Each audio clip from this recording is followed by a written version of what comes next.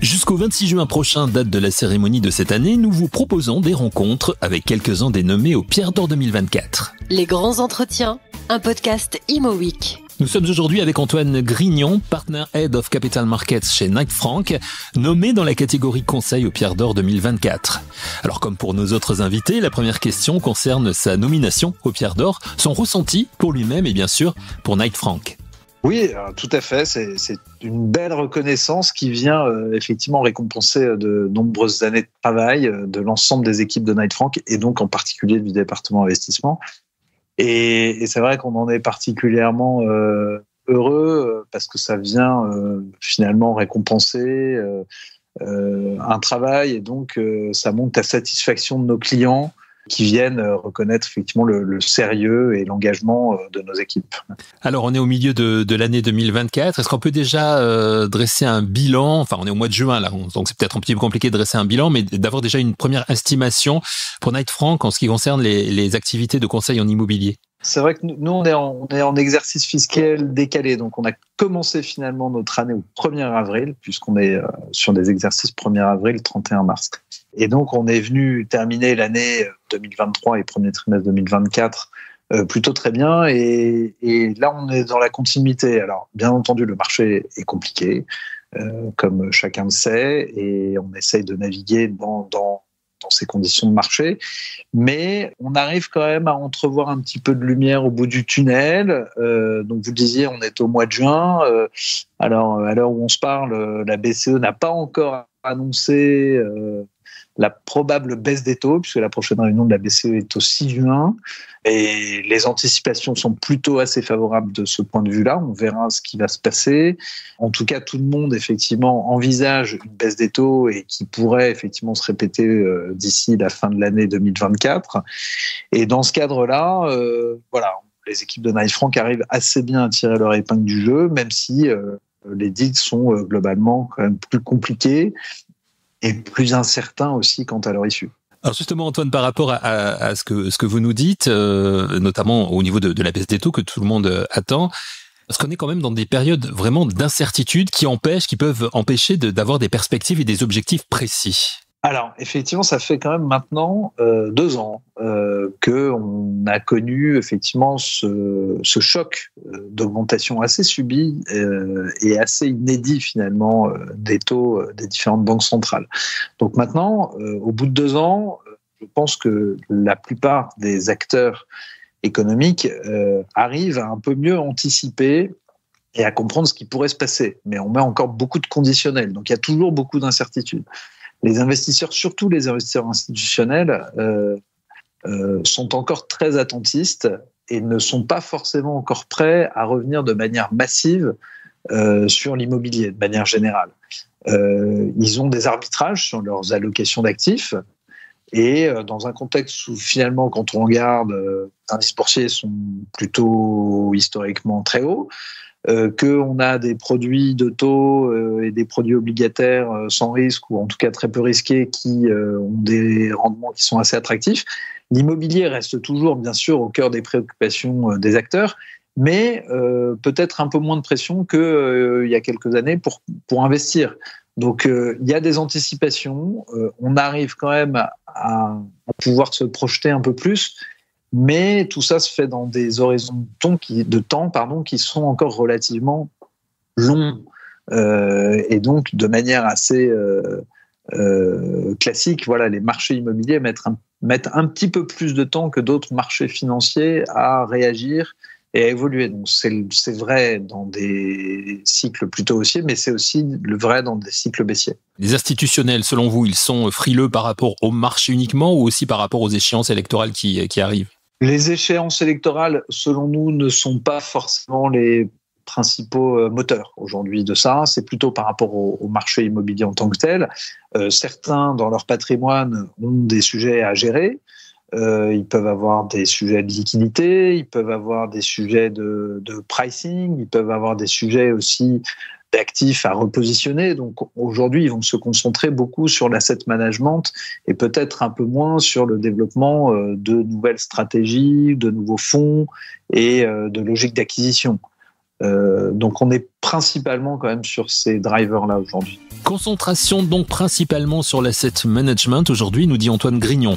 Chez Knight Frank, on développe bien évidemment de beaux projets, de beaux programmes. Antoine Grignon nous donne quelques exemples de programmes et transactions en cours actuellement chez Knight Frank. Alors, nous effectivement, on a clôturé un certain nombre de deals aujourd'hui qui sont publics et qui ont été annoncés. Donc les principaux qu'on peut nommer, c'est la cession du centre commercial au Paris Nord, qui a été traité à la fin du premier trimestre. Il y a quelques semaines, la cession d'un immeuble de bureau 8000 m² qui s'appelle Opéra Grammont, qu'on vendait pour le compte d'un de nos clients allemands. Donc ça, ce sont des transactions qui sont assez emblématiques puisque c'était des transactions de taille relativement importante. Actuellement, les équipes travaillent sur un certain nombre de mandats, que ça soit en bureau, sur des sujets un peu plus petits en taille, mais des sujets qui sont assez sécurisés et assez liquides, avec des emplacements assez centraux et notamment parisiens. On travaille sur un certain nombre d'actifs de commerce, et notamment la cession d'un retail park d'une taille assez importante aussi dans le nord de la France. Et enfin, sur un gros portefeuille logistique, également donc une opération à plus de 100 millions, et on est en train aussi de lancer un certain nombre d'initiatives sur la thématique des data centers, qui aujourd'hui est au cœur aussi de nos stratégies chez nous, et avec l'appui de nos équipes IMIA, on a beaucoup de transactions qui sont en cours. C'est des sujets plutôt de développement, ou en tout cas de redéveloppement. Mais là, on a quelques transactions. On a une sous promesse qui devrait se clôturer après l'été. Et puis, on est en train de lancer d'autres process et on en a d'autres en cours. Donc ça, c'est un sujet qui est assez intéressant également. C'est un vrai secteur de développement, le data center, aujourd'hui ? On a des besoins qui sont très importants de la part des opérateurs de data center. Et donc, on a des investisseurs immobiliers qui regardent ces sujets-là de plus en plus près. Soit des spécialistes, soit des généralistes qui veulent effectivement pouvoir avoir une exposition au data center. Aujourd'hui, on sait que la clé pour pouvoir développer, alors c'est pas la seule, mais c'est la plus importante, c'est d'avoir une puissance électrique sécurisée qui va permettre de pouvoir développer ces actifs. On connaît la crise énergétique qu'on a subie, mais la France a un certain nombre d'atouts, notamment avec une énergie qui est en grande partie décarbonée et donc qui plaît à un certain nombre d'opérateurs, notamment internationaux. Et quand on compare par rapport à d'autres marchés européens, que ça soit Londres, Dublin, Francfort ou Amsterdam, Paris a encore un petit peu de retard. Donc il y a un potentiel que nous on juge très important. La fenêtre est ouverte depuis 18-24 mois, elle l'est toujours. Pour combien de temps elle va continuer de l'être ? Difficile de le dire, mais nous on pense qu'on a quand même encore une croissance assez exponentielle sur les 5-10 prochaines années, avec des projets qui sont presque plus des projets d'infrastructure plus que des projets immobiliers. En tout cas, on est vraiment à la frontière entre l'infrastructure et l'immobilier. Donc oui, il y a vraiment des développements importants encore à faire, notamment en Île-de-France et aussi dans certaines régions françaises, avec notamment le développement de l'intelligence artificielle et des supercalculateurs qui sont consommateurs, bien entendu, de puissance électrique, mais de mètres carrés, puisqu'on a toujours tendance à oublier qu'il faut bien avoir des mètres carrés pour héberger ces fameuses données qui sont finalement pas vraiment dans les nuages, mais qui sont hébergées de manière physique. Alors justement, par rapport à toutes ces évolutions, qu'elles soient technologiques ou sociétales, comment vous, l'expert que vous êtes, Antoine, analysez ce marché immobilier aujourd'hui ? Quels sont les secteurs, les types d'actifs immobiliers qui présentent vraiment le plus d'intérêt pour les investisseurs en ce moment ? Nous, ce qu'on voit, c'est qu'on a de plus en plus de mixité dans les usages et donc dans les programmations. Aujourd'hui, c'est vrai que les promoteurs connaissent un certain nombre de difficultés, mais ceux qui s'en sortent le mieux, ce sont ceux qui vont pouvoir être capables, et certains le font déjà depuis un certain nombre de temps, de proposer aussi plus effectivement de mixité. Donc on va recréer des vrais petits bouts de quartier, et ça se fait plus juste à l'échelle effectivement juste d'un terrain, mais effectivement plus en partenariat avec les autorités locales et pouvoir avoir des actifs qui pourront être réversibles. Auparavant, on créait un actif, c'était un actif de bureau, et puis on ne se disait pas qu'il pouvait être retransformé en logement ou autre. Aujourd'hui, on va dès la conception essayer de travailler sur ces sujets-là. Et bien entendu, nous, on essaie de travailler sur des projets plus de transformation véritable plutôt que des projets qui sont des démolitions et reconstructions. Parce que là, on réinvente pas grand-chose. Alors de temps en temps, on a des immeubles, malheureusement, qui ne nous permettent pas de pouvoir aboutir sur ce genre de projet. Mais voilà, donc plus de mixité, plus de transformation, plus de créativité. Aujourd'hui, c'est, je pense, les maîtres mots de ce que cherchent les investisseurs pour ne pas se retrouver dans des situations aussi avec des actifs finalement qui n'auraient pas suivi les tendances démographiques, sociologiques et qui se retrouveraient très vite obsolètes et difficiles à retransformer dans un second temps. Cette évolution des usages, des technologies aussi, la contrainte environnementale, toutes ces choses font qu'aujourd'hui, une société comme Knight Frank recherche des actifs d'une façon différente de ce qu'elle pratiquait auparavant. Réponse d'Antoine Grignon sur ce sujet. Oui, tout à fait, ne serait-ce que pour des enjeux aussi environnementaux.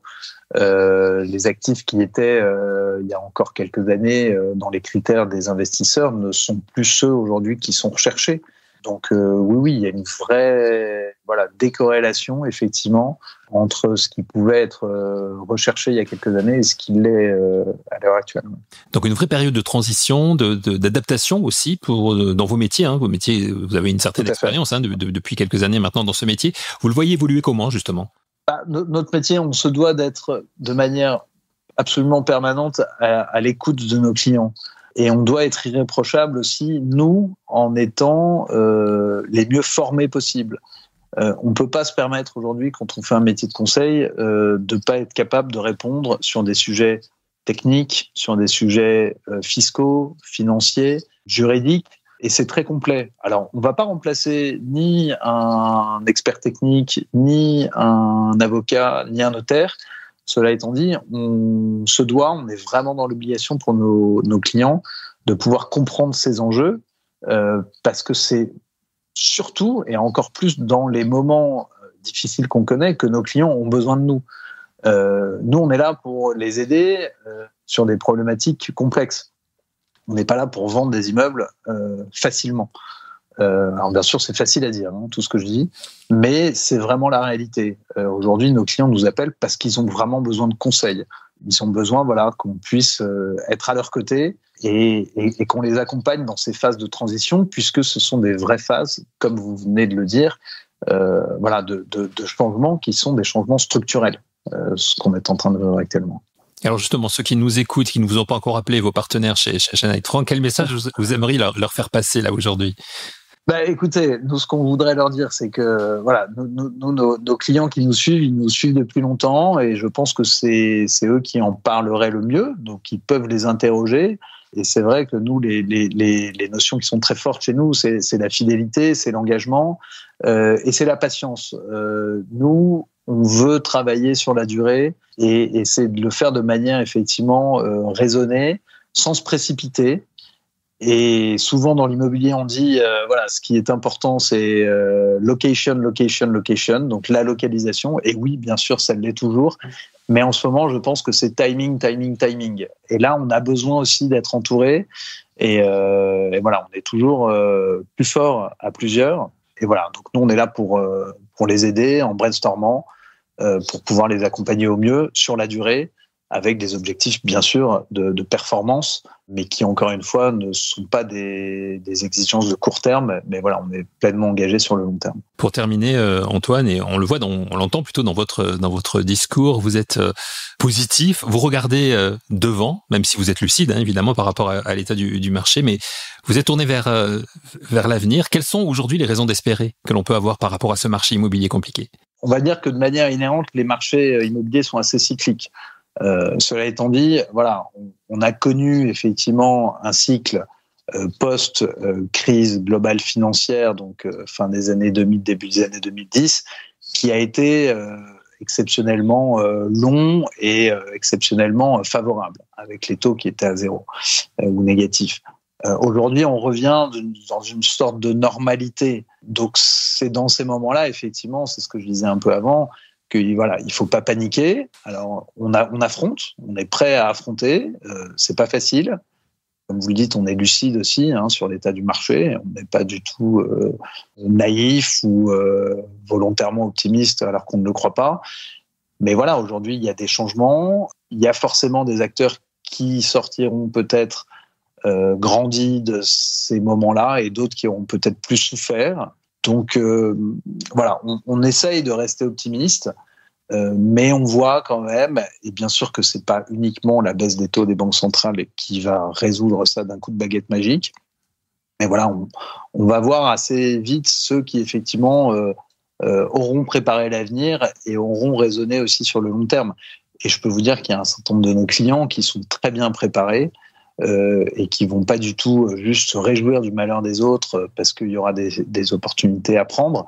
Mais je pense qu'on va revenir dans des cycles de marché peut-être moins aussi de manière spectaculaire, mais il y aura toujours des investissements intéressants. Et puis voilà, avec le développement aussi des fonds ISR, article 8, les exigences de la taxonomie européenne, ce sont aujourd'hui des vrais changements et tous ceux qui les auront anticipés, qui les auront vus, sortiront gagnants effectivement aussi de cette période qu'on vit actuellement. Sortir gagnant de cette période difficile niveau marché immobilier, c'est un beau projet. C'est celui de Knight Frank, dont vient de nous parler Antoine Grignon, Partner Head of Capital Markets chez Knight Frank, nommé dans la catégorie conseil aux Pierres d'Or 2024.